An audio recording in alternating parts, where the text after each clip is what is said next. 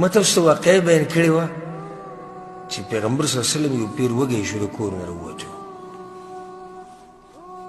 په دې ته راووتو چې د یو ملګري خواله به ورشو کې به نو څه ډوډۍ به مو وخورو او بیا خپل ځان ته سوچ کوي په تاسو داسې حالت راغلي او بیا هم ګیلې شکوې هم نه ختمېږي چې چا سره کښېني یو زموږ تباه شو غریبي ده او پلانې ده او پلانې نو پیغمبر صلی الله علیه وسلم د کور نه راووتو وږی شوی دی چې ګوره ابوبکر صدیق ته عمر بن خطاب رضی الله عنهم ما اخرجکما تاسو دواړه دا ټیم څه کوئ چې راوتي یې چې ماسپښین ټیم و او دا واقع د پیغمبر صلی الله علیه وسلم په ژوند کې دوه پیر راغلي ده نو زه درته هغه یو واقعه بیانوم نو هغه یا رسول الله الجوع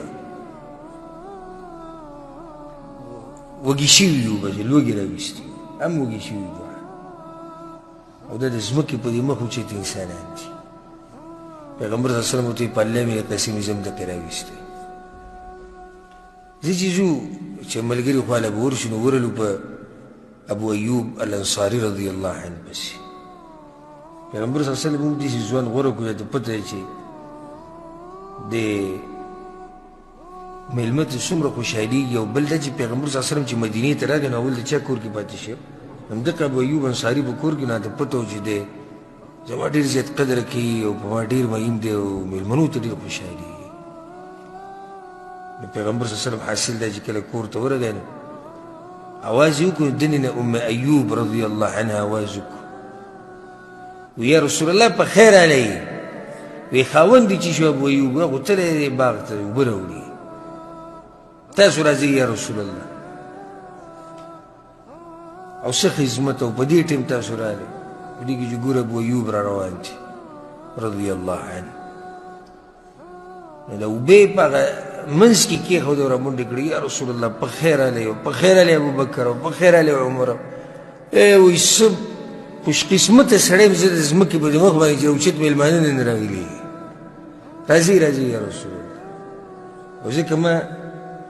په یو بیان کې ویلي مو ما د ځمکې په دې مخ اوچت مېلمانه د پیغمبرانو نه بعد که د چا کور ته ورغلي دي نو هغه ابو ایوب انصاري رضی الله عنه دی اوس دې ټیم کې چې کوم مېلمانه ناست دي څوک دي پیغمبر صلی الله علیه وسلم دی او د ځمکې په دې مخ اوچت انسان دی بیا به څوک دی پیغمبرانو پسې غوره انسان ابوبکر دی هغه هم دلته ناست دی او په ابوبکر پسې غوره انسان عمر دی هغه هم دلته ناست دی نو دې نه اوچت مېلمانه شته دی د هغه په کور کې ناست او د ډایرکټ تازه کجورې کېښودې وی رسوله دا کجورې خورا او یخې اوبه ورته کېښودې دا ورسره دا کوي زه یو څاروی حلالو هم راځوه څاروی حلال کو غوښه یې برابر کړه پیغمبر صلی الله علیه وسلم یې راوړه پیغمبر صلی الله علیه وسلم په هغه روټۍ کې داسې غوښه بنده کړه روټۍ داسې راواړوله وی ابو ایوب هغه وی قربان یا رسول الله وی دا وی څه فاطمې له ورکړه زما هغه لور ده د هغې هم وی درې ورځې څه یې نه دي خوړلي دا د نبوت کور دی او دا هغه کور دی چې په دې کې د ځمکې په دې مخ اوچت انسان اوسېږي او بیا د هغه لور فاطمه رضی الله عنها چې هغه پخپله وایي دا زما نه د زیدین دا زما د جسم ټوکړه ده وایي ټوکړه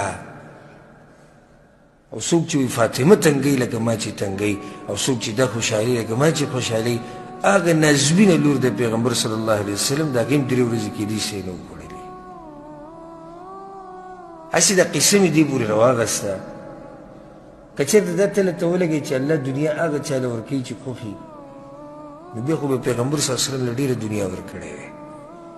خو نه د هغه دا حال و بیا د صحابه کرامو غریبي فقر موږ ځای په ځای په سیرت په درسونو کې بیان کړي نو حاصل ده تاسو ته دا ویمه او د الله په دې آیت تاسو ته نصیحت کومه فلا تغرنکم الحیاة الدنیا ولا يغرنكم بالله الغرور الله وی دوکنه کی تاسو ژوند د دنیا او د الله نه مو ونړئ څه شی ګورئ دې دنیا دوکنه شي دا یو وختي تور امتحان دی او ختمېدو والا دی